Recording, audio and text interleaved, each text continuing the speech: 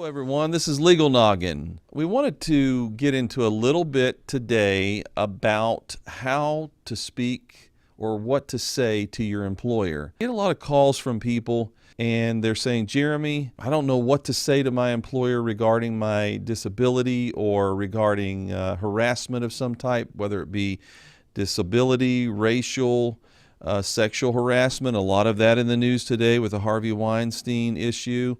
And so what I tell people, and it's critically important that you know this and that you follow these guidelines if you can, because oftentimes employers will say to me, hey, we didn't know anything about what was going on here. So how are we supposed to do something if we don't know anything about it? That makes sense if you think about it.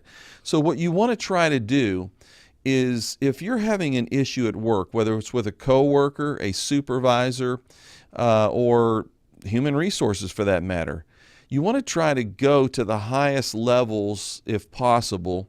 Once you have attempted to go to that level, if it's your supervisor, if it's your HR, if it's personnel, whomever it is, you want to try to get to the highest level and have a conversation about what it is that's bothering you. Don't be afraid to talk to your employer about what is going on in your life. Now, I know a lot of you are saying, wait a minute, if I go to my employer and tell them I'm being sexually harassed, they're going to fire me.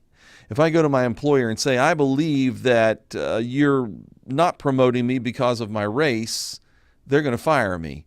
Or if I go to my employer and say, hey, I'm dealing with these health-related issues and I don't know what to do, they're going to fire me.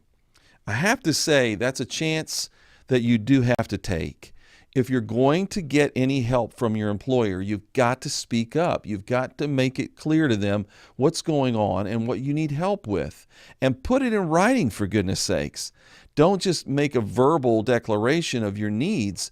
Put it in writing so that you have a paper trail that you can utilize if necessary, if, God forbid, you were fired or disciplined for communicating these things to them. Now that's, ironically, in some fashion, it can be looked at as a retaliation claim if you go to your employer and you're telling them about these things and they either take corrective action against you or fire you because of that. That, of course, would be a retaliation claim. But the reason I think this is really important is because a lot of times people may not be effectively communicating these issues to their employer, and then their employer is left without really knowing what to do, if you think about it. So I want it to be clear to you. Make that connection with your employer. Now, if you're saying to me, Jeremy, the employer is the problem, my supervisor is the one that's harassing me. As I hear a lot from women, for example, that are being sexually harassed at work, a lot of times the supervisor may be involved with that. Or I just got a call the other day from someone who is saying that there's sort of racism going on in their workplace. We're seeing a lot of that today. If you're experiencing those things, by all means, do whatever you can to communicate with your employer. In this person's case, they were communicating with different individuals and getting the message out. So they do have a paper trail, and that's exceedingly important for you, especially if you have a legal case down the road. Once more, it's really important just simply because it gives the employer an opportunity to utilize the pathways or the policies against discrimination to try to effectuate a resolution for you. And as I heard today in one of the cases, someone had communicated with their employer and told them about an issue that they were having in discrimination, and the employer was able to go back. And in fact, they even fired the employee that was causing the harassment. So sometimes employers actually are good people and they want to help you to resolve this situation. So give them a chance.